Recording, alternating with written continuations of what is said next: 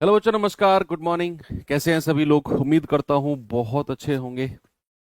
तो आज अपना एक मेजर टॉपिक मेंसुरेशन, जो लास्ट टॉपिक हम कहेंगे मेजर, यानी कि बड़ा टॉपिक लास्ट जो हम आज शुरू करने वाले हैं। हालांकि बहुत कम में समेटने की मैं इसे कोशिश करूंगा, टू द पॉइंट, जो बिल्कुल आपके एग्जाम ओरिएंटेड है। ऐसी फालतू की चीजें हम इधर उधर की इसमें नहीं देखेंगे। होने को तो मेंसुरेशन बहुत बड़ा टॉपिक है, लेकिन अगर मैं आपके एग्जाम लेवल और आपके एग्जाम पॉइंट ऑफ व्यू से कहूँ तो उतना डीप में जाकर मेंसुरेशन से चीज़ें नहीं बनती हैं। बिल्कुल to the point formula base पढ़ती हैं, मिलती हैं चीज़ें। अब मेन चीज़ है मेंसुरेशन में आपको फॉर्मूले का पता होना। एक ऐसा टॉपिक जिसे बहुत सारे बच्चे छोड़कर जाते हैं। मैं बिल्कुल स्वीकार करता हूँ इस बात को कि बहुत सारे बच्चे इसको नहीं पढ़ते हैं। उसका रीज़न ये है कि उनको ये लगता है कि यार कौन इतने सारे फॉर्मूले याद करेगा एक सवाल के लिए। शायद उनको एक सवाल की या 2 नंबर की या 1 नंबर की कीमत अभी पता नहीं है। से पूछिए जाकर, जो पॉइंट नंबर से सिलेक्शन में रह गए या कुछ पॉइंट से अपनी मनपसंद पोस्ट से रह गए, उन लोगों को दर्द महसूस होता है 1 नंबर का या आधे नंबर का। तो बिल्कुल भी आपको ये नहीं सोचना। हाँ, नंबर सिस्टम भी पढ़ेंगे भैया, मुझे याद है। ऐसा क्यों दिलाते हो तुम कि ये मास्टर भूल गया हमारा इस चैप्टर को? तुम्हें ऐसा तो नहीं लगता कि मैं भूल गया हूँ? ऐसे मत याद दिलाओ सर, वो रह गया वो रह गया। अरे भाई, मुझे पता है, मैं गुरु हूँ तुम्हारा, मुझे पता है मुझे क्या पढ़ाना है, क्या बचा हुआ है, क्या अभी और चीजें बची हुई हैं। डोंट वरी, जो चल रहा है उस पर ध्यान दो। मेंसुरेशन में ऑल अबाउट फॉर्मूला। बाकी जगह हम ये भी कर लेते हैं कि यार ये मेथड नहीं, ये मेथड कर लो, वो मेथड नहीं, वो मेथड कर लो। मेंसुरेशन में मान लो अगर मैं स्क्वायर की बात कर रहा हूं तो स्क्वायर के फॉर्मूलेज आपको सारे पता होने चाहिए। अगर मैं ट्रायंगल की बात कर रहा हूं तो ट्रायंगल के सारे फॉर्मूले आपको पता होने चाहिए। अब बात आती है कि सर इसमें हमें मतलब उतना डीप में जाकर भी नहीं पढ़ना, क्योंकि देखो डीप में जाकर अगर मेंसुरेशन पढ़ना है तो कम से कम 15 से 16 क्लास चाहिए भाई। बिल्कुल स्पष्ट रूप से बोलता हूं, अगर रोज हम 1 1.5 घंटे पढ़ेंगे तो 15 से 16 क्लास हमें मेंसुरेशन के लिए चाहिए। उतने तो दिन भी नहीं बच रहे हैं आपके एग्जाम में। तो वही चीज है कि कम समय में मैंने अपने अनुभव के हिसाब से चीज़ों को समेटने की कोशिश की है। जितना मैं मेंसुरेशन में आपको दूं, आप उतना मेंसुरेशन करके जाइए। आपका एक क्वेश्चन आएगा और वो 100% हो जाएगा। आपको अपने क्वेश्चन करने से मतलब है ना, तो जो मैं मेंसुरेशन आपको पढ़ाऊंगा, एक सवाल आपका उसमें से हो जाएगा। लेकिन उतना आपको पढ़ना पड़ेगा जितना मैं करा रहा हूँ। फॉर्मूले मैं आपको देने वाला हूँ, तो स्क्रीनशॉट तो यहाँ पे नहीं ले सकते हो, लेकिन ये पीडीएफ में आपको मिल जाएंगे। बेसिकली हमें, जब मैं मेंसुरेशन की बात करता हूं, जब मैं क्षेत्र मिति की बात करता हूं, तो हमें 2 तरह की मेंसुरेशन हमें पढ़नी है। एक तो हमें पढ़ना है एरिया, एरिया से रिलेटेड चीजें, और एक हमें पढ़नी है आयतन से रिलेटेड चीजें। तो जब मैं बात करता हूं एरिया यानी कि क्षेत्रफल से रिलेटेड चीजों की, तो मैं बात करता हूं 2D मेंसुरेशन की। और जब मैं बात करता हूं आयतन यानी कि वॉल्यूम से रिलेटेड चीजों की, तो मैं बात करता हूं बच्चा 3D मेंसुरेशन की। तो ये आपको डिफरेंस याद रखना है कि 2D मेंसुरेशन ऑल अबाउट क्षेत्रफल, और 3D मेंसुरेशन ऑल अबाउट आयतन यानी कि वॉल्यूम। अब 2D मेंसुरेशन में कौन कौन से टॉपिक पढ़ने हैं हमें? सबसे पहले पढ़ना है हमें ट्राइंगल। ट्राइंगल इंग्लिश वाले बच्चे लिखेंगे, और हिंदी में जिसको बोलते हैं त्रिभुज। त्रिभुज भी बहुत सारे तरीके के होते हैं। सेकंड नंबर पे हमें पढ़ना है चतुर्भुज। चतुर्भुज इंग्लिश वाले बच्चे लिखेंगे क्वाड्रिलेटरल। क्या लिखेंगे? क्वाड्रिलेटरल। फिर हमें पढ़ना है इसमें वृत्त यानी कि सर्कल। तो ये चीजें हमें यहां पर पढ़नी है, त्रिभुज, चतुर्भुज और वृत्त, जो एरिया से संबंधित चीजें हैं। अगर मैं 3D मेंसुरेशन की बात करता हूं बच्चे, इसमें हमें पढ़ना है घन, इसमें हमें पढ़ना है घनाभ, इसमें हमें पढ़ना है बेलन, इसमें हमें पढ़ना है शंकु, और छोटे छोटी चीजें तरीके से मैं कोशिश करूंगा। इसमें हमें पढ़ना है गोला,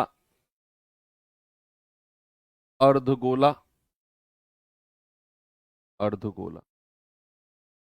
ठीक है, तो ये चीज हमें यहां पर देखनी है। घन बोले तो क्यूब, घनाभ बोले तो क्यूबॉइड, बेलन सिलेंडर, शंकु कोन, गोला होता है बच्चा स्फेयर, अर्धगोला होता है आपका हेमिस्फेयर। तो ये चीजें हैं जो हमें 3D में पढ़नी है और ये चीजें हैं जो हमें 2D में पढ़नी है। अब अगर मैं शुरुआत करता हूं बच्चे 2D मेंसुरेशन से, जो कि हमारे थंबनेल में भी है 2D मेंसुरेशन, और 2D में भी मैं सबसे पहले किससे शुरुआत करता हूं? त्रिभुज से, यानी कि ट्राइंगल से। बच्चे अगर मैं त्रिभुज की बात करता हूं, अगर मैं ट्राइंगल की बात करता हूं, तो त्रिभुज, आप इसे अगर संधि विच्छेद भी करते हो, त्रिभुज यानी कि त्रि मतलब होता है तीन और भुज मतलब होता है भुजा। तो ऐसी बंद आकृति जिसकी तीन भुजाएं हो, क्या हो बच्चा? जिसकी तीन भुजाएं हो उसको कहते हैं त्रिभुज। तो एक भुजा, दो भुजा, तीन भुजा, साइड जिसकी तीन हो उसको कहते हैं त्रिभुज। अब त्रिभुज भी बहुत सारे तरीके के होते हैं, बहुत सारे तरीके के। देखो अगर मैं तीनों भुजाओं को अलग अलग कर दूं, मान लो इसको मैंने ए बोल दिया, इसको बी बोल दिया, इसको सी बोल दिया, तो ये बन जाएगा आपका विषमबाहु। इसको नाम दिया गया है फिर क्या? विषमबाहु। तो अगर तीनों साइड अलग अलग हैं तो उसको नाम दिया गया है स्केलीन ट्रायंगल। आपने 10वीं में पढ़ा होगा शायद। अगर मैं आपसे कहूं कि तीनों साइड को बराबर कर दो, तीनों साइड को क्या कर दो? तीनों साइड को बराबर कर दो। देखो यहां तो तीनों अलग अलग हैं, अगर मैं तीनों साइड को बराबर कर दूं तो इसको नाम दिया गया है समबाहु। सम का मतलब क्या होता है? इक्वल यानी कि बराबर, और बाहु का मतलब भुजा। इसको क्या कहते हैं? Equi lateral. तीनों साइड अलग विषमबाहु, तीनों साइड बराबर समबाहु। और अगर मैं दो साइड बराबर करता हूं केवल, अगर मैं दो साइड, केवल इन दोनों साइड को बराबर करता हूं, तीसरी को मैं अलग कर देता हूं, तो दो साइड बराबर है तो उसको क्या कहते हैं बच्चा? समद्विबाहु। सम यानी के बराबर, और द्वि मतलब दो, और बाहु मतलब भुजा। नाम में ही सब कुछ है। सम द्वि बाहु, आइसोसेलस, आइसोसेलस ट्राइंगल यानी कि जिसकी दो साइड क्या हो? बराबर हो। तो तीन हो गए, विषमबाहु, समबाहु, समद्विबाहु। एक होता है आपका राइट एंगल। क्या होता है बच्चा? यहां पे बना दूं मैं। एक होता है आपका राइट एंगल, यानी कि वो त्रिभुज जिसमें एक कोण या एक एंगल 90 डिग्री का हो। एक एंगल कितने डिग्री का हो? 90 डिग्री का। इसको कहते हैं परपेंडिकुलर यानी कि लंब। इसको कहते हैं बेस यानी कि आधार, और उसको बोलते हैं कर्ण यानी कि हाइपोटेनस। ठीक है, तो जिस ट्रायंगल में एक एंगल 90 डिग्री का हो उसको क्या बोलते हैं बच्चा? उसको बोलते हैं समकोण त्रिभुज। समकोण त्रिभुज यानी कि राइट एंगल ट्रायंगल। क्या क्या फॉर्मूले हैं अभी पढ़ेंगे इनके। Right angled triangle. ओके, तो बेसिकली ये चार तरह के आपको ट्रायंगल पढ़ने हैं, चार तरह के त्रिभुज पढ़ने हैं। चारों के डिफरेंस आपको पता होने चाहिए। फॉर्मूले तो मैं आपको दूंगा अभी। एक होता है विषमबाहु, तीनों साइड अलग। एक होता है समबाहु, तीनों साइड बराबर। समद्विबाहु, केवल दो साइड बराबर। और चौथा है आपका कि जिस त्रिभुज में एक एंगल 90 डिग्री का हो उसको हम क्या कहेंगे? उसको हम कहेंगे समकोण यानी कि राइट एंगल। तो चारों में डिफरेंस आपको पता चल गया। चलिए चारों के अब मैं आपको फॉर्मूले दिखाता हूं अलग अलग। यस, यहां पर है आपके सामने, देखिए सबसे पहले आपको देखना है त्रिभुज के क्षेत्रफल, एरिया ऑफ ट्राइंगल। अगर मैं बात कर रहा हूं किसकी? ये ट्राइंगल पे नाम लिख लेना, विषमबाहु। विषमबाहु, कोई भी अगर आपका स्केलीन ट्राइंगल है, कोई भी विषमबाहु त्रिभुज है जिसकी तीनों भुजाएं क्या है? तीनों साइड जिसकी अलग अलग है, तो भैया उसका क्षेत्रफल का फॉर्मूला होता है under root of s, s minus a, s minus b और s minus c. S minus a, s minus b और एस माइनस सी। अब यहां पर जब मैं एस की बात करूंगा तो एस क्या है? आपका अर्ध परिमाप। क्या है बच्चा? अर्ध परिमाप। अर्ध परिमाप यानी कि सेमी पेरीमीटर। सेमी पेरीमीटर, जो होता है परिमाप का आधा, परिमाप का आधा, परिमाप डिवाइड बाई 2। अब परिमाप क्या होता है बच्चे? जब मैं परिमाप की बात करता हूं तो परिमाप होता है किसी भी आकृति का, चाहे मैं त्रिभुज की बात करूं चाहे मैं चतुर्भुज की बात करूं, तो जब भी मैं बात करूंगा किसकी, परिमाप की, तो ऑलवेज रिमेंबर सारी भुजाओं का योग, सम ऑफ ऑल साइड्स। क्या बोला मैंने? सम ऑफ ऑल साइड्स, सभी भुजाओं का योग होता है परिमाप। तो भैया परिमाप क्या हो जाएगा? a प्लस बी प्लस सी। और अर्ध परिमाप क्या होता है? परिमाप का आधा, यानी कि a plus b plus c divide by 2। ये होता है आपका अर्ध परिमाप। अर्ध परिमाप यानी कि s, s minus a, s minus b, s minus c, ये होता है पूरे विषमबाहु त्रिभुज का एरिया। ये याद करने पड़ेंगे आपको, कोई और ऑप्शन है ही नहीं। आप अगर सोच रहे हो कि सर बिना फॉर्मूले के ऑप्शन मेंसुरेशन में, नहीं है भैया, मेंसुरेशन पढ़ना है तो फॉर्मूले याद करने ही पड़ेंगे। सेकंड आता है आपका समबाहु त्रिभुज। समबाहु त्रिभुज के बारे में मैंने क्या बताया आपको? वो ट्रायंगल जिसकी तीनों साइड बराबर हो, जिसकी तीनों भुजाएं क्या हो? बराबर हो। तो ए तीनों भुजाएं बराबर है। अब इसमें थोड़े से नंबर ऑफ फॉर्मूलेज ज्यादा है भाई। अगर मैं इसके परिमाप की बात करूं तो मैंने बताया आपको, परिमाप का मतलब है तीनों भुजाओं का योग, सम ऑफ ऑल साइड। तो a प्लस ए कितना हो गया? 3a। क्षेत्रफल का फॉर्मूला याद रखना है, √3/4 गुणा ए स्क्वायर। किसी भी इक्विलेटरल ट्रायंगल का एरिया होता है √3/4 ए स्क्वायर। किसी भी इक्विलेटरल ट्रायंगल की हाइट, देखो हाइट का मतलब क्या होता है? हाइट का मतलब होता है सामने वाली भुजा से अगर मैं एक परपेंडिकुलर यानी कि लंब डाल देता हूं, उसको कहते हैं हाइट। तो हाइट का फॉर्मूला होता है √3/2 इंटू ए। Is what? भुजा। ए क्या है आपका? भुजा। अब होता है अंतःव्रत। अंतःव्रत होता है किसी भी समबाहु त्रिभुज के अंदर एक सर्किल आप बनाओ जो इसकी तीनों भुजाओं को टच करता है। जो क्या करता है?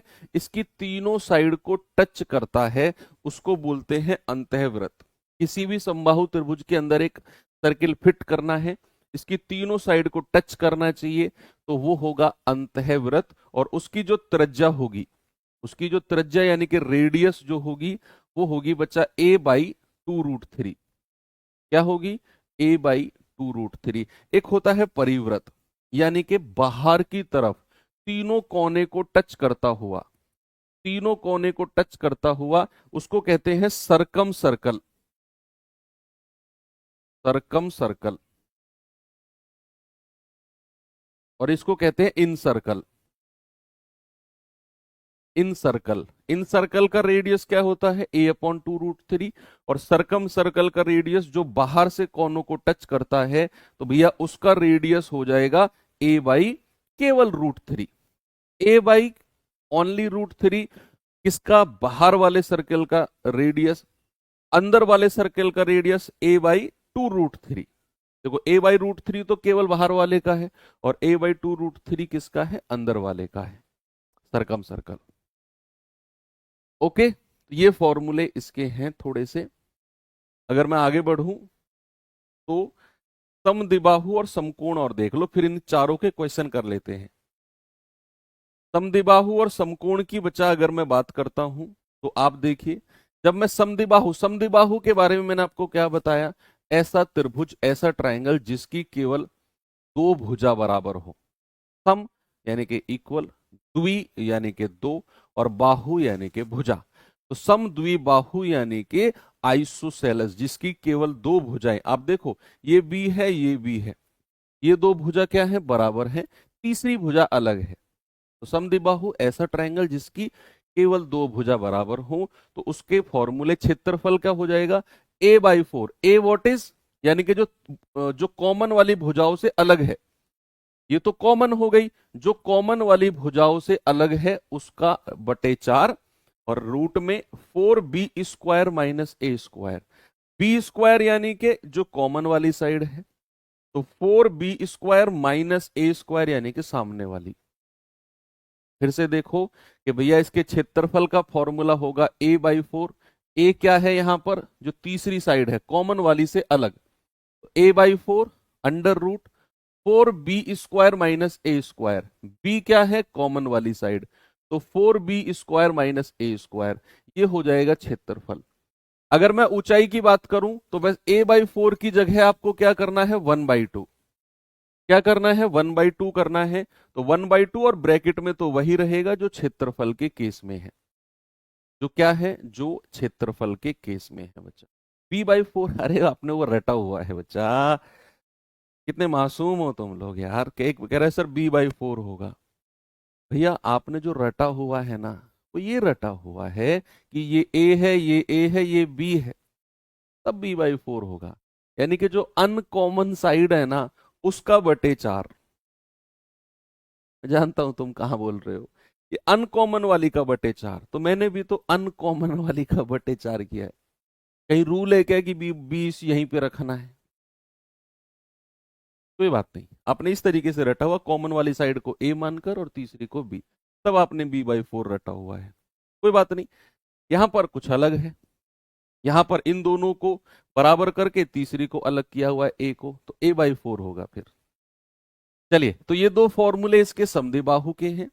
अगर मैं समकोण त्रिभुज यानी कि राइट एंगल ट्रायंगल की अगर मैं बात करता हूं, तो ऐसा ट्रायंगल जिसका एक एंगल क्या हो, जिसका एक एंगल 90 डिग्री यानी कि 90 डिग्री का हो।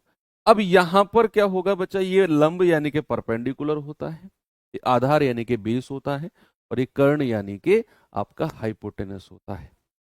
इसका क्षेत्रफल का फॉर्मूला हो जाएगा 1/2 गुणा आधार गुणा लंब। क्या होगा 1/2 गुणा आधार गुणा लंब। ठीक है, अब अगर मैं इसको परपेंडिकुलर मान लूं, इसको बेस मान लूं, और इसको हाइपोटेनस मान लूं, और मैं आपसे पूछूं जरा मुझे परिमाप बता दो इसका, पेरीमीटर, जरा मुझे इसका परिमाप बता दो क्या होगा, व्हाट इज द पेरीमीटर। तो आप कहोगे sir perpendicular plus base plus hypotenuse, तीनों भुजाओं को जोड़ दो सर, वो पेरीमीटर हो जाएगा। Perpendicular plus base plus hypotenuse. ठीक है, चले आगे।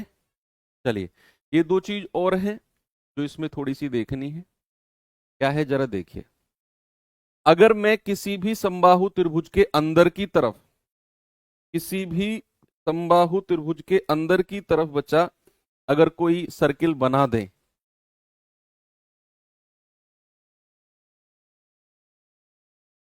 तो उस सर्किल का रेडियस यानी कि त्रिज्या क्या होगा, उस सर्किल की त्रिज्या क्या होगी, तो वो होगी perpendicular plus base minus hypotenuse. Perpendicular या इसको एल मान लो, तो l plus b minus h और बटा दो, l plus b minus h बटा दो, यानी कि लंब प्लस आधार माइनस कर्ण बटा दो, ये होता है इसके इन सर्किल का रेडियस यानी कि अंतःवृत्त की त्रिज्या। अगर मैं ऐसे ही किसी भी समकोण त्रिभुज के बाहर की तरफ कोई वृत्त बनाता हूं, तो भैया ये जो इसका हाइपोटेनस, जो इसका कर्ण है ना ये वाला, तो उसका जो रेडियस होगा, उस बाहर वाले सर्किल का जो रेडियस होगा, वो कर्ण का आधा होगा, यानी कि हाइपोटेनस का आधा होगा। किसका आधा होगा, हाइपोटेनस। तो ये कुछ फॉर्मूलेज हैं लिमिटेड जो ट्रायंगल में आपको देखने हैं। एक बार फिर से रिवीजन कर लो इसका, कि भैया चार तरह के ट्रायंगल हमने देखे। एक तो हमने देखा विषमबाहु, विषमबाहु जिसकी तीनों भुजाएं अलग हो, समबाहु जिसकी तीनों साइड बराबर हो, समद्विबाहु जिसकी केवल दो साइड बराबर हो, और समकोण राइट एंगल जिसका एक एंगल 90 डिग्री का हो। चार तरह के ट्रायंगल हैं जो हमने देखे। चारों के फॉर्मूलेज की मैं बात करता हूं, तो ये फॉर्मूला है विषमबाहु का, यानी कि under root of s, s minus a, s minus b, s minus c. जहां पे एस क्या है, जहां पर एस है आपका सेमी पेरीमीटर, क्या है बच्चा, अर्ध परिमाप। और परिमाप क्या होता है, तीनों भुजाओं का योग, तो सेमी पेरीमीटर हो जाएगा a plus b plus c divide by 2। फिर है आपका समबाहु, समबाहु के फॉर्मूले पेरीमीटर, क्षेत्रफल, हाइट, अंतःवृत्त और परिवृत्त की त्रिज्या हम लोगों ने देखी। उसके बाद फिर आ गए हम समद्विबाहु पर। ऐसा ट्रायंगल जिसकी केवल दो साइड बराबर हो, जिसकी केवल दो साइड बराबर हो, भैया उसके क्षेत्रफल का फॉर्मूला होता है जो बराबर वाली से अलग भुजा है। अब इसको ए मानो, बी मानो, सी मानो, आपकी मर्जी है। तो भैया तीसरी वाली जो भुजा है बराबर वाली से अलग, उसका डिवाइड बाई 4, ब्रैकेट में 4 गुणा, और जो बराबर वाली भुजा है उसका स्क्वायर माइनस दूसरे वाली का स्क्वायर। ऐसे ही ऊंचाई में केवल a/4 की जगह 1/2 करना है, √4b² माइनस a²। और अगर मैं समकोण त्रिभुज की बात करूं तो क्षेत्रफल होता है 1/2 गुणा आधार गुणा लंब। इनके पेरीमीटर जो हो जाएगा इसका, तीनों भुजाओं का योग, perpendicular plus base plus hypotenuse. और ये परिवृत्त और अंतःवृत्त है। अंदर की तरफ सर्किल बनाया तो इन सर्कल यानी कि अंतःवृत्त, बाहर की तरफ सर्किल बनाया तो परिवृत्त यानी कि सरकम सर्कल। उनकी त्रिज्या का फॉर्मूले आपके पास है। एल बोले तो लंब, इंग्लिश में लेंथ भी बोल सकते हो, परपेंडिकुलर पी आपकी मर्जी है, कुछ भी मान लो आप इसे। अब एक चीज और है बचा, समकोण त्रिभुज में ही, समकोण त्रिभुज में ही एक चीज और है जिसको हमने नाम दिया है तिर्यक, और ये बड़ी इंपॉर्टेंट चीज है जो आपको पढ़नी है। मैं यहां पर अगर कोई एक समकोण त्रिभुज बना दूं तो एक पाइथागोरस थ्योरम नाम आपने सुना होगा। अगर मैं इसको लंब, इसको आधार और इसको कर्ण, परपेंडिकुलर बेस और हाइपोटेनस मान लूं, तो एक आपने पाइथागोरस का नाम सुना होगा, अपने जीवन में कहीं ना कहीं तो आपने सुना होगा, Pythagoras theorem. Pythagoras theorem, Pythagoras क्या थे? एक साइंटिस्ट थे। उन्होंने समकोण त्रिभुज में एक थ्योरम दी जिसमें उन्होंने बोला कि किसी भी समकोण त्रिभुज में लंब का स्क्वायर प्लस आधार यानी कि बेस का स्क्वायर करके अगर आप जोड़ देते हो तो वो आपको कर्ण के स्क्वायर के बराबर मिलना चाहिए। और अगर किसी भी तीन भुजा, किसी भी ट्राइंगल की तीन साइड में अगर ये फॉलो हो रहा है रूल, ये रूल अगर फॉलो हो रहा है तो बच्चा वो फिर एक समकोण त्रिभुज है। मैं कोई भी तीन साइड आपको दे दूं, सपोज 3, 4 एंड 5, मैं आपसे पूछूं बताइए क्या ये समकोण त्रिभुज की साइड है? क्या ये राइट एंगल ट्राइंगल की भुजाएं हैं? तो आप कहोगे सर चेक करना पड़ेगा। भैया सबसे बड़ी भुजा होती है, ये सबसे बड़ी भुजा होती है। अगर तीन साइड में आपको दे दूं, उनमें आपको ये चेक करना है कि भैया हाइपोटेनस क्या है। ऑलवेज रिमेंबर, सबसे बड़ी भुजा को कर्ण रखना है, हाइपोटेनस रख रहा है, हाइपोटेनस रखना है। बाकी दो भुजा में से किसी को भी कुछ भी रख सकते हो। बस एक चीज है कि जो तीनों में सबसे बड़ी होगी उसको कर्ण रखना है, हाइपोटेनस रखना है। अब इस फॉर्मूले में चेक करके बताओ क्या ये राइट एंगल की साइड है, क्या ये समकोण त्रिभुज की है? आप कहोगे 3 का स्क्वायर प्लस 4 का स्क्वायर, सबसे बड़े वाले को तो हाइपोटेनस ही रखना है। ये दोनों बराबर आने चाहिए, 9 + 16 25 आ गया, और इधर 5 का स्क्वायर कितना है? 25। दोनों तरफ से बराबर आ गया, यानी कि ये रूल जो पाइथागोरस ने दिया था ये फॉलो हो गया। तो हम कहेंगे सर ये समकोण त्रिभुज की साइड है। ऐसे बहुत सारी साइड हो सकती हैं जिनको मैं इस रूल में रखूं तो मुझे वो पता चलेगा कि दोनों तरफ से बराबर है। अब कुछ साइड फिक्स है जो एग्जाम में बार बार पूछी जाती हैं और पूछी जा रही हैं, पूछी आती रही है, मतलब पीछे से भी कई सालों से वही पूछी जा रही हैं और पूछी जाएंगी। तो कुछ लिमिटेड साइड हैं, अगर मैं उनको याद कर लूं, अपने दिमाग में रख लूं, तो मुझे फिर ये चेक करने की जरूरत नहीं है। और उनको नाम दिया गया है ट्रिपलेट। अगर मुझे पता है कि वो भुजा मैंने देख के बता दी कि ये समकोण की है, और फिर मुझसे कहे क्षेत्रफल, तो मैं सीधा लगाऊंगा 1/2 गुणा आधार गुणा लंब, 1/2 गुणा बेस गुणा हाइट।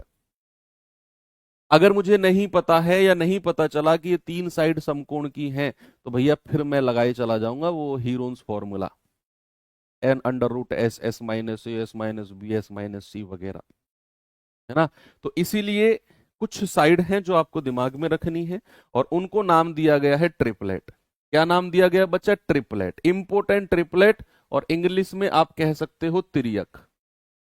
कुछ तिर्यक हैं जिनको आप दिमाग में रख सकते हो, और अगर वो कहीं सवाल में दिखे तो आपको तुरंत समझ जाना है कि ये समकोण त्रिभुज की भुजाएं हैं। तो सबसे पहले है 3 4 5, फिर 3 का डबल, 4 का डबल, 5 का डबल, 3 का 3 गुना, 4 का 3 गुना, 5 का 3 गुना। समझ गए? शुरू के 3 तो ऐसे याद हो जाएंगे, बस 3 4 5 याद रखना है, चाहे डबल करो चाहे 3 गुना करो। फिर है 5 12 13, 5 12 13, 5 का डबल, 12 का डबल, 13 का डबल, ये दो भी याद हो जाएंगे। 5 12 13 और 10 24 26, डबल डबल डबल।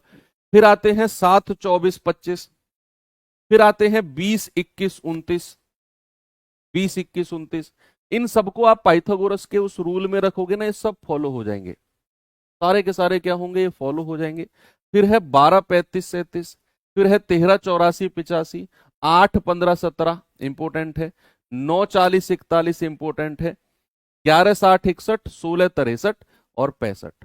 ये ज्यादा नहीं है, बहुत कम है, होने को तो बहुत सारे हो सकते हैं ट्रिपलेट, अनगिनत इनफाइनाइट ट्रिपलेट हो जाएंगे, इनफाइनाइट तिर्यक हो जाएंगे, लेकिन ये मैंने उनमें से सेलेक्ट किए हैं जो एग्जाम में बहुत बार पूछे गए हैं, बहुत बार। आपको क्या कहेगा, आपको कहेगा किसी त्रिभुज की दो साइड दे देगा, कह देगा भैया कर्ण उसका 65 है, एक भुजा 16 है, तो उसका क्षेत्रफल बताओ। आपको कर्ण दे देगा, एक भुजा दे देगा, क्षेत्रफल पूछेगा। अब आप तुरंत दिमाग लगाओगे, यार अगर कर्ण 65 है, एक भुजा 16 तो दूसरी 63 होगी, क्योंकि त्रियक होता है 16 63 65। अगर आप नहीं पता कर पाए तो फिर आपको पाइथागोरस थ्योरम लगाकर तीसरी भुजा निकालनी पड़ेगी, फिर जाकर कहीं क्षेत्रफल आप निकालोगे। ये थोड़ी सी प्रॉब्लम हो सकती है। चलो अब मैं सवाल दिखाता हूं आपको, थोड़े से कुछ क्वेश्चन कर लेते हैं, तो बहुत सारे फॉर्मूले हो गए। अब मैं स्केलिन ट्रायंगल के कुछ फॉर्मूले, कुछ क्वेश्चंस आपको दिखा देता हूं। चलिए भाई सवाल कर लेते हैं ट्रायंगल के ऊपर। अब सवाल है, एक त्रिभुज की तीन भुजाएं 7 9 और 8 सेंटीमीटर हैं, तीन भुजाएं, कह रहे त्रिभुज का क्षेत्रफल क्या होगा, what is the area of triangle. अब जरूरी नहीं सब कोई तीन भुजा दे दी तो समकोण की ही होंगी, ये बोल दिया उसने 7 9 8, ये समकोण की भुजा नहीं है, ये विषम बाहु है, इसकी तीनों भुजा अलग अलग होती हैं। आप कहेंगे कि सर इसमें तो फिर हमें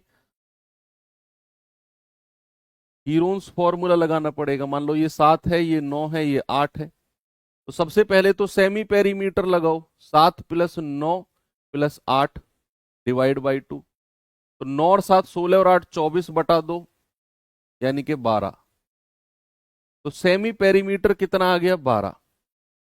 अब एरिया का फॉर्मूला लगा दो सीधा बच्चे, एरिया का फॉर्मूला क्या होता है, √(s), s-a, s-b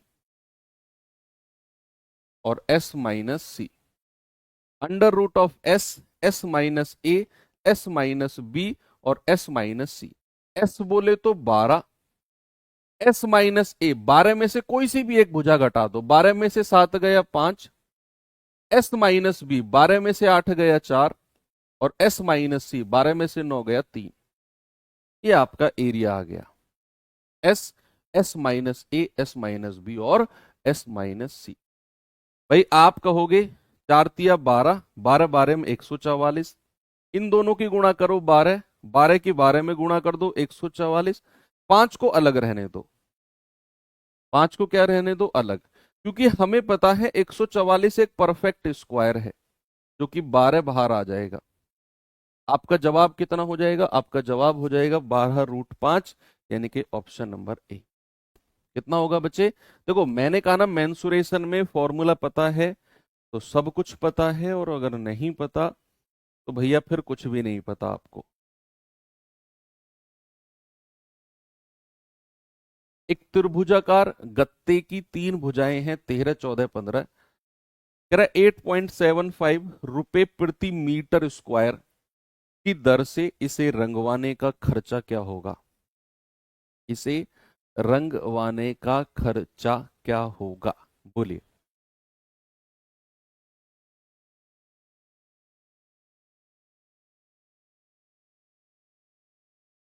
भाई 3 भुजाओं वाली आकृति का कोई गत्ता है, गत्ते की भुजा दे दी 13, 14, 15। अब इसे क्या करना है, इसे रंगवाना है। और 1 मीटर स्क्वायर के इतने रुपए लगते हैं, तो पूरा खर्चा, पूरे खर्चे के लिए पहले तो आपको क्षेत्रफल निकालना पड़ेगा, भाई एरिया निकालना पड़ेगा आपको। तो सबसे पहले क्या करो, एरिया निकालो। फिर एरिया निकलने के बाद पता चलेगा कि भैया इतने मीटर स्क्वायर का एरिया है, 1 मीटर स्क्वायर के इतने रुपए, एरिया से गुणा कर देंगे। ठीक है, तो आपको 3 भुजा दे दी किसी भी ट्रायंगल की, 13, 14, 15। ये है 13, ये है 14 और ये है 15।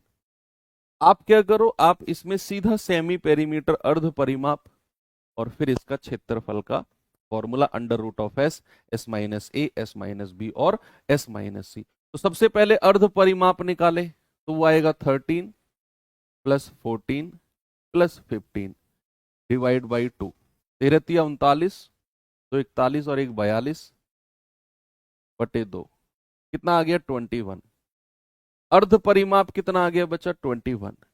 अब अर्ध परिमाप 21 है, इसका क्षेत्रफल सीधा निकाल दो। क्या होगा, √(s) यानी कि 21, s - a, 21 में से 13 गया तो 8, 21 में से 15 गया तो 6 और 21 में से 14 गया तो 7। अब आपने इसको सॉल्व करना है। अंडर रूट के अंदर बहुत सारी संख्याएं हैं, इनकी मल्टीप्लाई मत करो, मत करो इनकी मल्टीप्लाई। आप क्या करो, इनको ऐसी दो संख्या में तोड़ो जिनसे आप परफेक्ट स्क्वायर निकाल सकते हो। अब 21 को मैंने 7 और 3 में तोड़ दिया, उसका रीजन है, उसका रीजन ये है कि एक 7 यहां से मिला है, एक 7 यहां से मिलेगा, और 2 7 अगर गुणा में है तो रूट से बाहर एक 7 बन के बाहर आ जाएगा। रूट के अंदर हमें दो संख्याओं को रखना है मल्टीप्लाई में। अब मैं 6 को भी ऐसे ही तोड़ूंगा, 3 गुणा 2, तो एक 3 यहां है, एक 3 यहां है। रूट के अंदर अगर 2 3 है तो एक 3 बाहर आ जाएगा, 3 का भी काम खत्म हो गया, 7 का भी खत्म हो गया। बचा क्या, 8 दूनी 16, भाई 8 की 2 में गुणा कर दो। और 16 भी क्या है, एक परफेक्ट स्क्वायर है, जो कि 4 आ जाएगा, यानी कि 84 मीटर स्क्वायर। इस वाले त्रिभुज का एरिया कितना हो गया बचा, 84 मीटर स्क्वायर। त्रिभुज का एरिया कितना, 84 मीटर स्क्वायर। अब सवाल कहता है कि भैया 1 मीटर स्क्वायर को रंगने के 8.75 रुपीज लगते हैं। 1 मीटर स्क्वायर को रंगने के, 1 मीटर स्क्वायर को रंगने के 8.75, तो भैया 84 मीटर स्क्वायर को रंगने के कितने लगेंगे, 8.75 गुणा 84, गुणा कर दो और बता दो मुझे जल्दी से क्या होगा, जितना भी आएगा। 84 पंजे कितना होता है, 8 पंजे 40, 4 पंजे 20, 420 हासिल का 42। 84 सत्ते कितना होता है, 7 चौक 28, 2 7 8 56 और 2 58। 588 और 42 कितना हो गया, 630 का 0 हासिल का 63। 4 8 32, 32 और 3 35 और 63। 3 2 5, 6 और 5 11, 3 और 1, क्या कह रहा हूं मैं, 4 अट्ठे 32, 3 4 अट्ठे 32 और 3 35,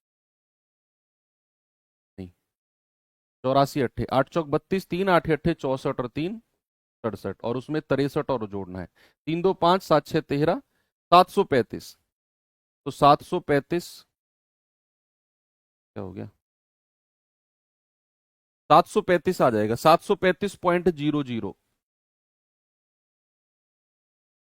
735 और 0.20, पॉइंट के बाद 2 डिजिट है ना, आपका जवाब आ जाएगा 735 रुपए खर्चा। 735 रुपए खर्चा सभी का आ गया। तो ये एक क्वेश्चन है, एक और देखते हैं, इसको देखेंगे जरा, और फिर आएंगे हम अपना समबाहु त्रिभुज पे। किस पे बचा, समबाहु यानी कि इक्विलेटरल ट्रायंगल पे। ये सवाल देखिए पहले। सवाल है, एक त्रिकोण में एक भुजा की लंबाई 5 सेंटीमीटर है, एक त्रिकोण में भुजा की लंबाई कितनी है? 5 सेंटीमीटर। दूसरी दो भुजाओं की लंबाई के बीच जो अंतर है वो 1 सेंटीमीटर है। यदि त्रिकोण की परिधि 20 है, परिधि बोले तो परिमाप यानी कि पेरीमीटर, उसके क्षेत्रफल का पता करो क्या है। भाई देखो, किसी भी त्रिकोण की तीनों भुजाओं का योग क्या होता है? तीनों भुजाओं का योग उसका परिमाप होता है। तो सवाल ने बोला है कि उसकी जो परिधि है यानी कि उसका जो परिमाप है वो भाई साहब 20 है। क्या है बच्चा? वो 20 है। अब सवाल कहता है एक भुजा कितनी है? 5। एक भुजा कितनी, सपोज अगर मैंने ए को 5 मान लिया तो ये उधर जाकर घट जाएगा, तो बी प्लस सी कितना होगा? ये 5 माइनस कर दो, ये आ जाएगा 15।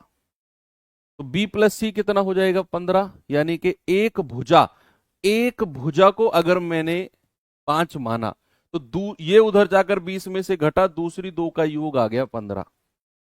अब कह रहा है दूसरी दो भुजाओं का अंतर 1 है। देखो, योग तो मैंने यहां से निकाल दिया और अंतर सवाल ने दिया हुआ है b माइनस सी बराबर 1। तो अगर मैंने b प्लस सी यहां से निकाला और b माइनस सी 1 यहां से निकाला, तो क्या मैं b और c की अलग अलग वैल्यूज नहीं निकाल सकता हूं?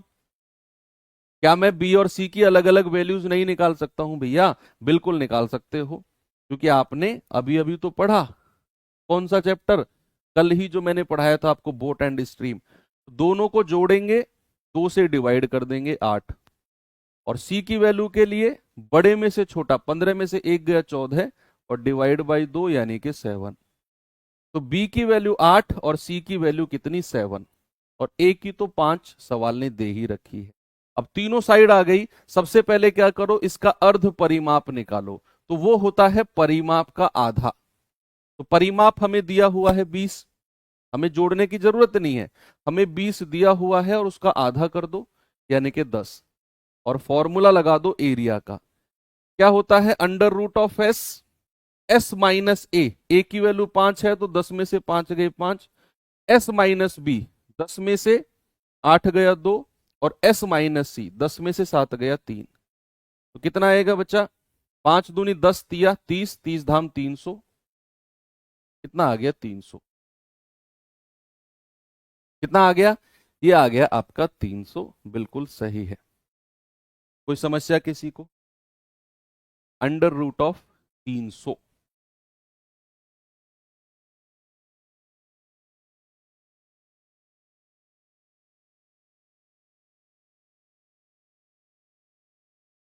दस रूट 3 सही है।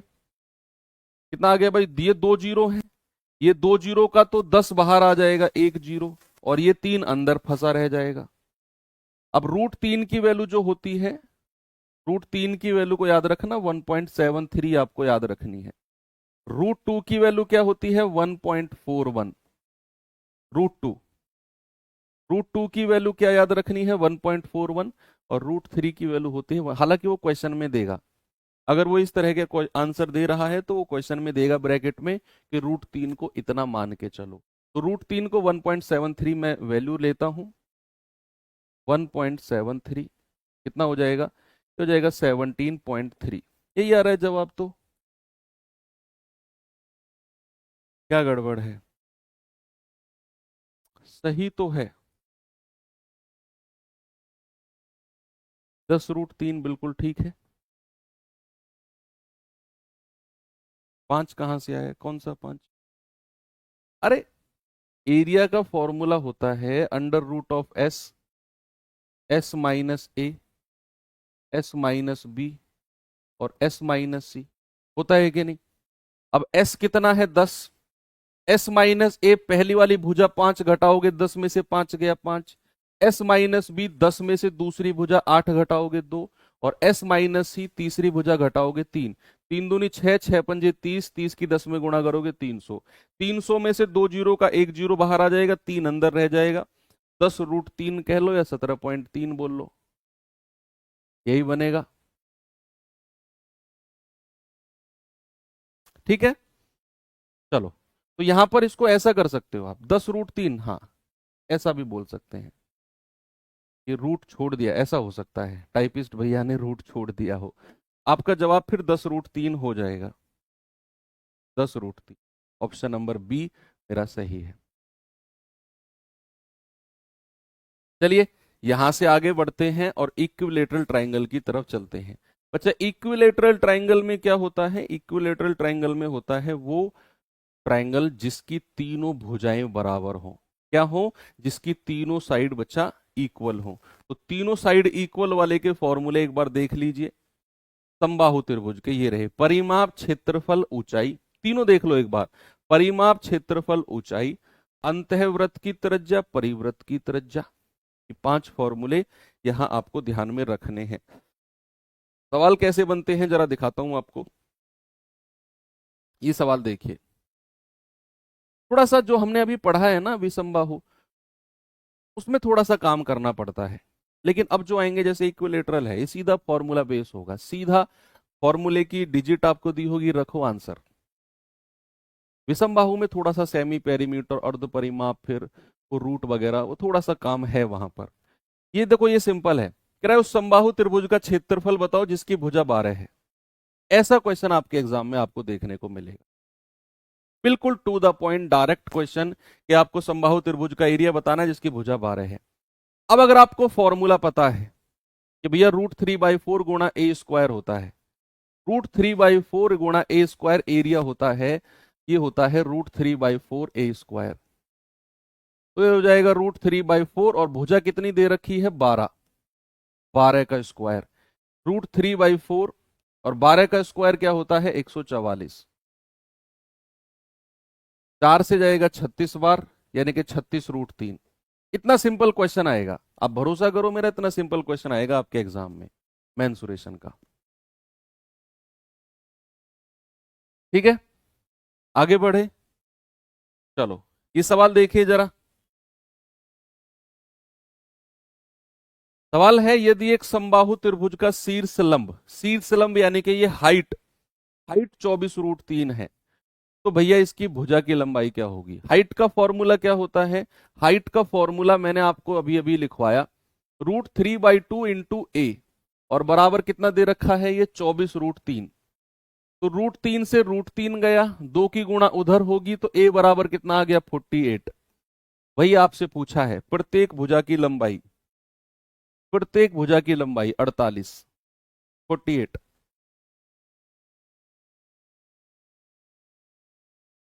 ठीक है, आगे चले, इस पे आएंगे जरा। कह रहा है एक समबाहु त्रिभुज की अंतःवृत्त की त्रिज्या 9√3 है, तो त्रिभुज का परिमाप क्या होगा? इसमें आपको अंतःवृत्त की त्रिज्या दे दी। अंतःवृत्त की त्रिज्या क्या होती है बच्चा? अंतःवृत्त की त्रिज्या होती है a/2√3, होती है कि नहीं? और वो किसके बराबर है? 9√3। अब ये 2√3 की गुणा उधर कर दो, तो हो जाएगा 9 दूनी 18, और √3 गुणा √3 कितना हो जाएगा? 3, 18 तिया 54, कितना हो जाएगा? 18 तिया 54। ओके, 18 तिया 54 भुजा आ गई। कह रहे भैया परिमाप बता दो। पेरीमीटर क्या होता है? 3a, यानी कि 3 गुणा 54, तो 3 चौक 12, 3 पंजे 15 और 1 16, 162, 162।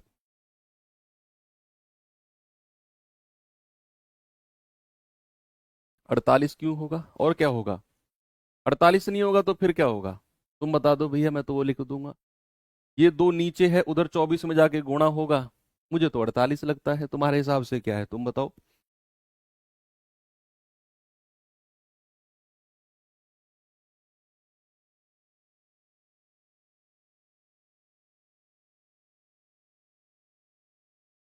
हाँ, मेंसुरेशन में तो इतना इजी पूछा जाएगा। मेंसुरेशन में थोड़ी ढील बरती जाती है एग्जामिनर के द्वारा, वो जानता है कि मेंसुरेशन से बच्चा थोड़ा सा डरता है, और उतना डीप में वो नहीं पूछेगा।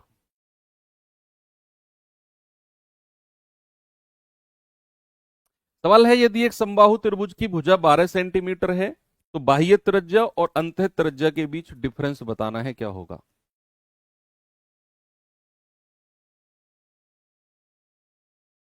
समबाहु त्रिभुज की भुजा 12 सेंटीमीटर है, तो बाह्य त्रिज्या और अंतः त्रिज्या का डिफरेंस भैया बाह्य त्रिज्या क्या होती है? a by root three. और अंतः त्रिज्या क्या होती है? a by two root three. उसने दोनों का डिफरेंस पूछा है, तो यहीं पे पहले डिफरेंस ले लो, a की वैल्यू बाद में रखना। a की वैल्यू बाद में रखना बच्चे, पहले फॉर्मूले में ही डिफरेंस ले लो। तो रूट तीन और a तो कॉमन आ जाएगा, a बाई रूट तीन तो कॉमन आ जाएगा। यहां बचेगा क्या? 1 - 1/2, है ना भाई। जब आप डिफरेंस लोगे तो इसमें से ये घटाओगे। आप क्या करोगे? a बाई रूट तीन कॉमन आ गया, यहां 1 बचेगा, यहां नीचे 2, यानी कि 1/2 बचेगा। तो 1 - 1/2 क्या होता है? 1/2 ही होता है। और a/√3, ये आ गया आपका जवाब। रख दो अब a की वैल्यू 12/2√3, 2 से जाएगा 6 बार, आपको मिला 6/√3। अब इसका परिमेयकरण यानी कि रेशनलाइजेशन कर दो। रेशनलाइजेशन क्या होता है कि भैया नीचे अगर √3 है तो √3 की गुणा ऊपर नीचे कर दो, √3 की, तो ये आ जाएगा 6√3। और नीचे आएगा √3 गुणा √3 यानी कि 3, तो 3 दूनी 6, आपको मिला 2√3। क्या मिला भैया? आपको मिला 2√3। ऑप्शन नंबर सी मेरा बिल्कुल करेक्ट है।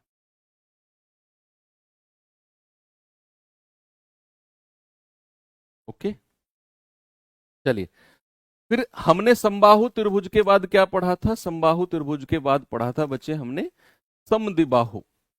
समद्विबाहु के फॉर्मूले क्या थे? समद्विबाहु के फॉर्मूले देख लो।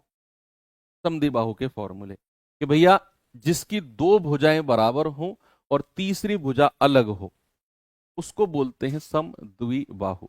बराबर दो भुजा जिसकी होती हैं, और इसके क्षेत्रफल का फॉर्मूला होता है जो तीसरी वाली भुजा है उसका बटे 4, रूट में 4b², बी यानी कि जो कॉमन वाली साइड है, 4b² माइनस a² यानी कि तीसरी वाली का स्क्वायर। तो और अगर मैं ऊंचाई की बात करूं तो a/4 की जगह बस 1/2 कर दो, बाकी अंदर का वही रहेगा। ये दो फॉर्मूले आपको समद्विबाहु में याद रखने हैं। अब समद्विबाहु के क्वेश्चंस कैसे होते हैं जरा देखिए। जैसे ये रहा आपके सामने सवाल है, एक समद्विबाहु त्रिभुज की असमान भुजा की लंबाई 16 है, असमान यानी कि जो तीसरे वाली है, और परिमाप है इसका 50, तो त्रिभुज का क्षेत्रफल क्या होगा? What is the area of triangle?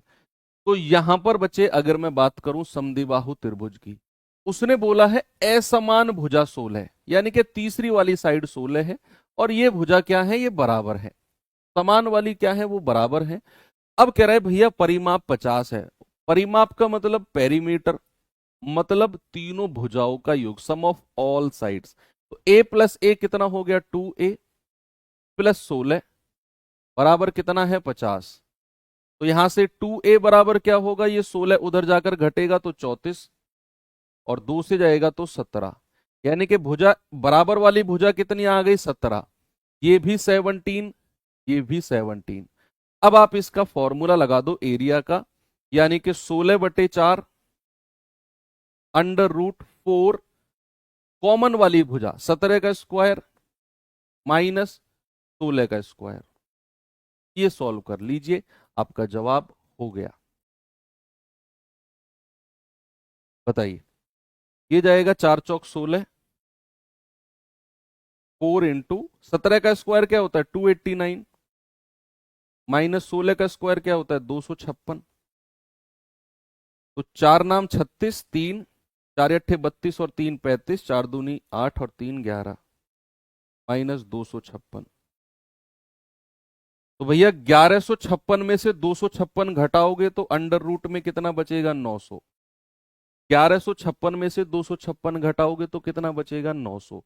और 900 का रूट कितना होता है? 30। भाई अंडर रूट ऑफ 900 कितना होता है? 30। तो 30 की 4 में गुणा करोगे तो 120। आपका ऑप्शन नंबर बी बिल्कुल सही है। ठीक है, 4 कहां से है? ये फॉर्मूले में है, ये फॉर्मूले में है बच्चा 4।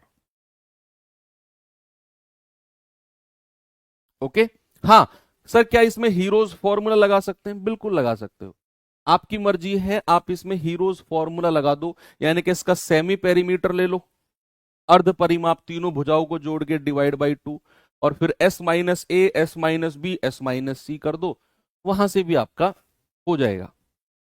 वहां से भी आप हीरोज फॉर्मूला आप खुद लगाना, इसमें हीरोन्स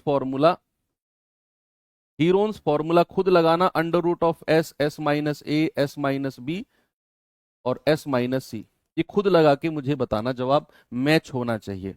अगर ये फॉर्मूला अच्छा नहीं लगा तो फिर आप अपना स्केलिन यानी कि विषमबाहु वाला फॉर्मूला लगा सकते हो।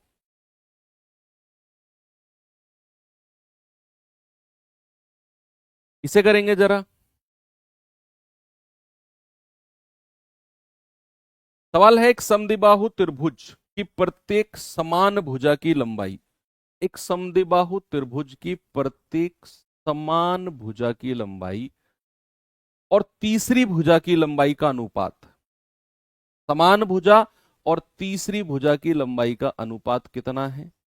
3, 5। क्षेत्रफल 30√11 दिया हुआ है। तीसरी भुजा आपसे पूछ ली है। तीसरी भुजा देखो, यहां हमें रेशियो दिया हुआ है बच्चा। सपोज अगर मैं इसको मान लेता हूं ए और इसको मान लेता हूं बी, तो कह रहा है जो समान भुजा है ए और जो तीसरी भुजा है दैट इज बी, उसका रेशियो हमें दे रखा है 3 और 5। क्या मैं इसको 3R और इसको 5R बोल दूं? किसी को कोई प्रॉब्लम है? किसी भी रेशियो से ओरिजिनल नंबर में बदलते हो तो आप क्या लगा देते हो? R लगा देते हो। तो यहां इसको 3R और इसको 5R कह दो, ये 3R है, ये भी 3R, और तीसरी भुजा क्या हो जाएगी? 5R।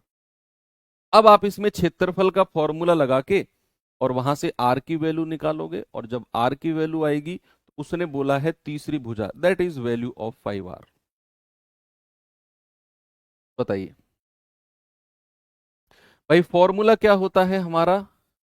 5R/4 अंडर रूट में 4 गुणा कॉमन भुजा का स्क्वायर 3R का स्क्वायर माइनस 5R का स्क्वायर, ये फॉर्मूला होता है हमारा। और ये किसके बराबर है? 30√11 के। तो भैया 5R डिवाइड बाई 4, ये हो जाएगा 3×3=9, 36 R square minus 5×5 R square, जो भी है बराबर में बाद में देखेंगे। 5R/4 और 36 में से 25 गया, कितना आएगा? 11 R स्क्वायर। अब ये R स्क्वायर का तो बाहर आ जाएगा R, 5R, और ये R बाहर आ गया /4, और गुणा ये 11 अंदर ही रह गया, और बराबर 30√11। कितना आ गया? 30√11। आराम आराम से कैलकुलेशन करनी है। अब √11 से √11 काट दो, 5 से काटोगे 5×6 30, 4 की गुणा उधर कर दो, R स्क्वायर कितना हो जाएगा? 4×6। 24 मत लिखो, इसको 4×6 ही रहने दो, क्योंकि जब आप यहां से R बराबर निकालोगे अंडर रूट ऑफ 4×6, तो 4 का 2 बाहर आ जाएगा, कितना आ जाएगा? 2, 2√6। R की वैल्यू कितनी मिल गई? 2√6, और यही आपको चाहिए थी। अब R की वैल्यू अगर 2√6 है तो उसने तीसरी भुजा यानी कि 5R की वैल्यू पूछी है आपसे, तो हो जाएगा 5×2 = 10√6। क्या हो जाएगा? ऑप्शन नंबर ए मेरा सही है, 10√6।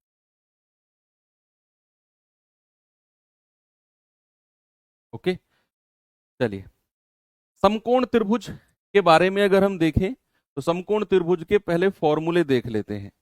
समकोण त्रिभुज के बारे में मैंने आपको बताया, एक एंगल 90 डिग्री का होता है, एक लंब यानी कि परपेंडिकुलर, एक आधार यानी कि बेस, और एक कर्ण यानी कि हाइपोटेनस। भैया इसका क्षेत्रफल होता है 1/2 गुणा आधार गुणा लंब। सबसे बड़ी भुजा कर्ण होती है, 3 साइड में से सबसे बड़ी भुजा, सबसे बड़ी लंबाई कर्ण होती है। इनमें से कोई भी बड़ी छोटी हो सकती है। पेरीमीटर होता है तीनों साइड का योग। फिर आगे हम गए तो अगर अंतःवृत्त है, इन सर्किल है, तो उसका रेडियस, सरकम सर्कल बाह्य वृत्त है तो उसका रेडियस। तीसरा मैंने आपको बताया कि भैया पाइथागोरस थ्योरम होती है, लंब का स्क्वायर प्लस आधार का स्क्वायर बराबर कर्ण का स्क्वायर, और ये पाइथागोरस ने बोला।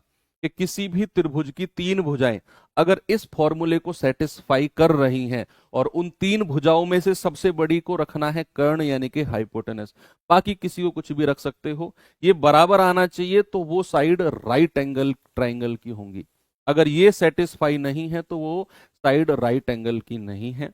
हमने कुछ ट्रिपलेट कुछ तिर्यक देखे, मैंने कहा इनको ध्यान में रखना, कहीं क्वेश्चन में देखने को मिले, कहीं भी क्वेश्चन में देखने को मिले तो आप समझेंगे कि ये राइट एंगल की है, आपको ये चीज वेरीफाई करने की जरूरत नहीं है।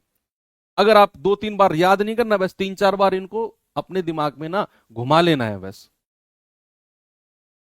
बस तीन चार बार दिमाग में घुमा लेना है इनको। ठीक है, चलिए सवाल कैसे बनते हैं जरा देखते हैं। सवाल देखते हैं राइट एंगल ट्राइंगल के, समकोण त्रिभुज के। क्वेश्चन है ये रहा, देखिए बच्चे, कह रहा है एक समकोण त्रिभुज का क्षेत्रफल 48 मीटर स्क्वायर है, एक राइट एंगल ट्राइंगल का एरिया क्या है 48। देखो भाई, आप साफ साफ सीधी बात मेरी समझो, ये चैप्टर ऐसा है इसमें वन टाइम कॉन्फिडेंस आपका आएगा नहीं।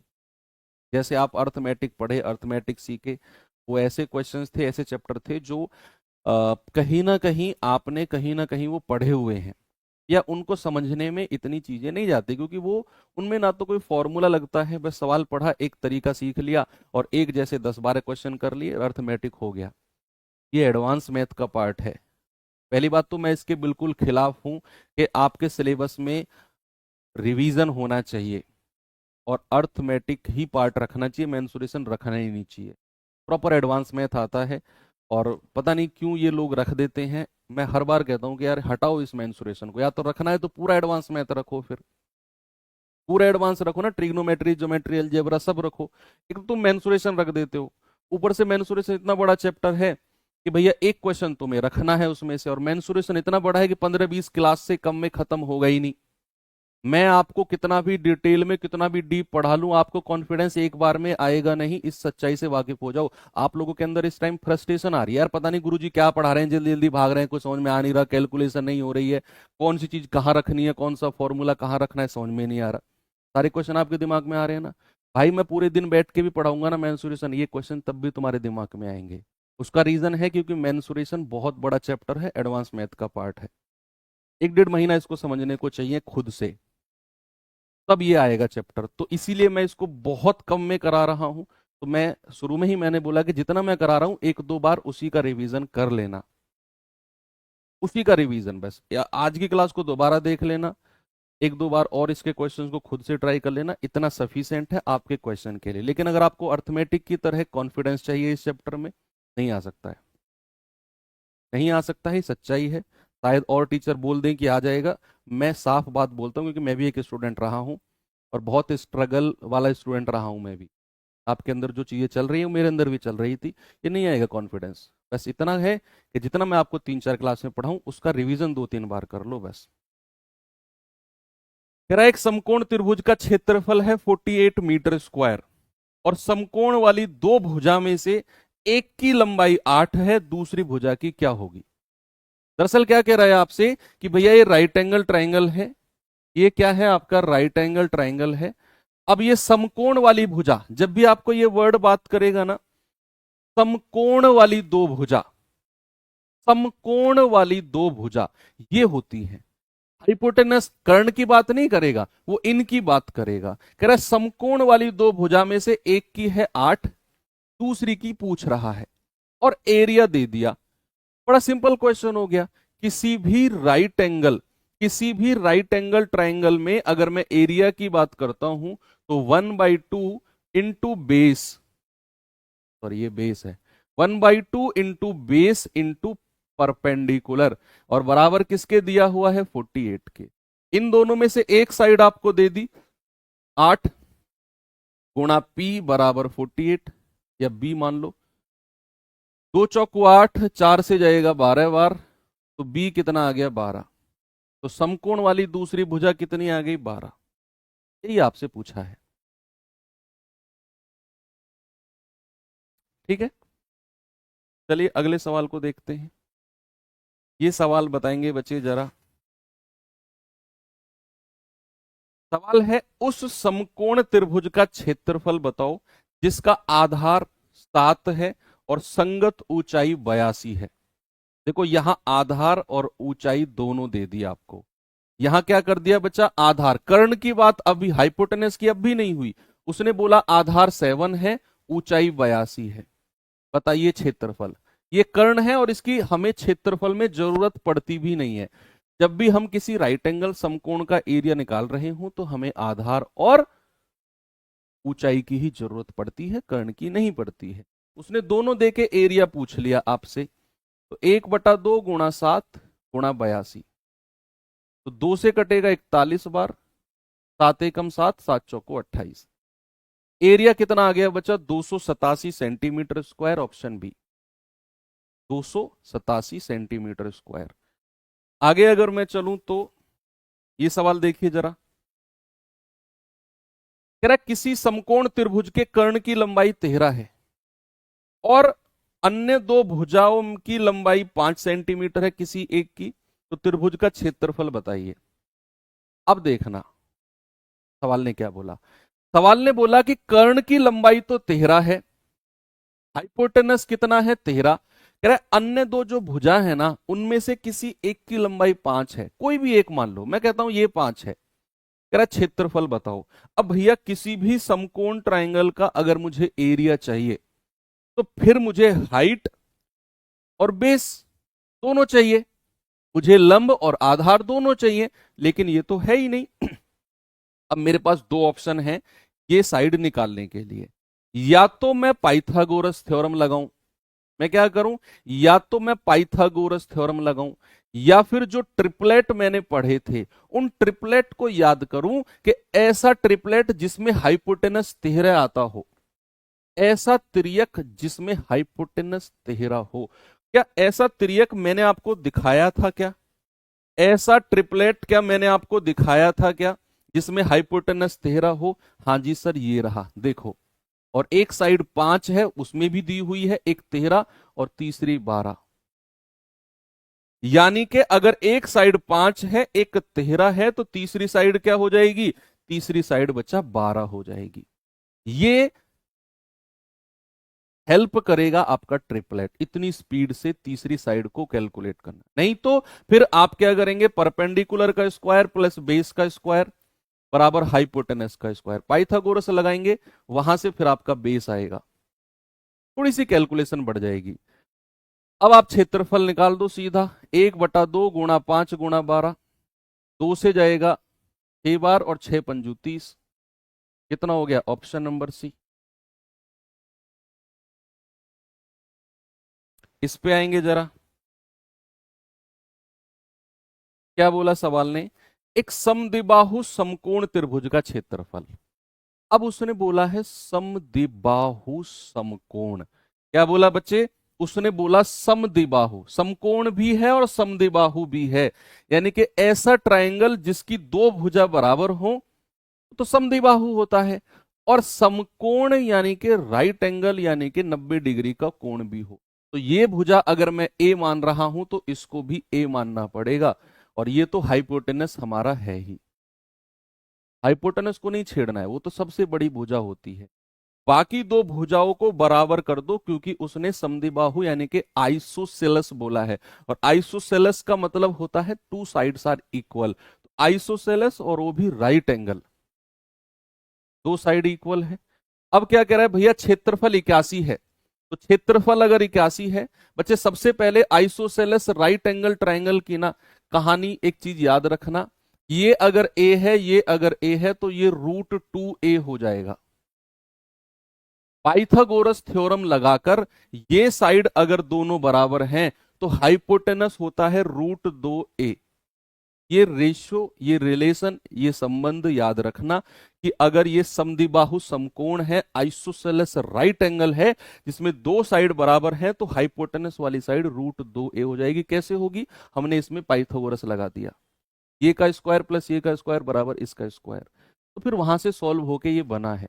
तो सबसे पहले उसने एरिया दिया हुआ है 1/2 गुणा ए, इन दोनों की गुणा बराबर 81, ये 2 की गुणा उधर हो जाएगी, ए स्क्वायर बराबर 81 गुणा 2, ऐसी रहने दो।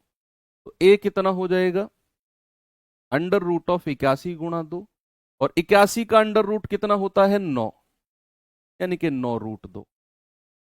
कितना आ गया बच्चा, 9 रूट 2। आपसे कह रहा है उसका कर्ण यानी कि हाइपोटेनस क्या होगा, और मैंने कहा हाइपोटेनस तो रूट 2 ए होता है, यानी कि रूट 2 गुणा 9 रूट 2। तो 9 गुणा रूट 2 कितना हो जाएगा 2, और 9 दूनी 18। क्या होगा आपका जवाब 18, बिल्कुल सही है।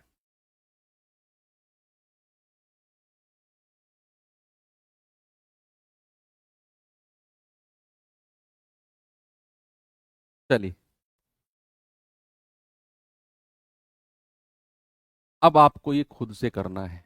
जो ट्रिपलेट मैंने आपको पीछे दिखाए थे उसमें आपने देखना है कि ऐसा राइट एंगल ट्राइंगल जिसका आधार 12 हो, या फिर एक साइड कोई सी भी 12 हो, और जो बची हुई 2 साइड हैं उनका डिफरेंस 6 होना चाहिए। एक साइड तो 12 होनी चाहिए, जो बची हुई कर्ण और दूसरी साइड है उनका डिफरेंस 6 होना चाहिए। तो भैया आप उस ट्रिपलेट से पता करोगे और फिर इसको सॉल्व करके परिमाप बताओगे। देख लो ऐसा ट्रिपलेट जितने भी मैंने लिखवाए हैं उन ट्रिपलेट में से आप सर्च करना ऐसी ट्रिपलेट जिसकी एक साइड 12 हो और बची हुई 2 का डिफरेंस 6 होना चाहिए। मिलेगा आपको, 100% मिलेगा। वो इसकी भुजा हो जाएंगी, परिमाप के लिए तीनों को जोड़ लेना। जितनी क्लास आज की कराई है इसका रिवीजन कर लेना बच्चा। कल हम क्वाड्रिलेटरल्स यानी कि चतुर्भुज पढ़ेंगे और सर्कल वाला पार्ट भी कल ही हम कंप्लीट करेंगे। इसका रिवीजन, फॉर्मूले का रिवीजन करना, क्लास को दोबारा देखने की जरूरत पड़ेगी आपको। नया टॉपिक है आपके लिए, कंफ्यूजिंग टॉपिक है, थोड़ा फ्रस्ट्रेशन वाला टॉपिक है, तो थोड़ी सी एक्स्ट्रा मेहनत यहां पर आपको लगानी पड़ेगी। ठीक है, thank you, have a good day, जय हिंद।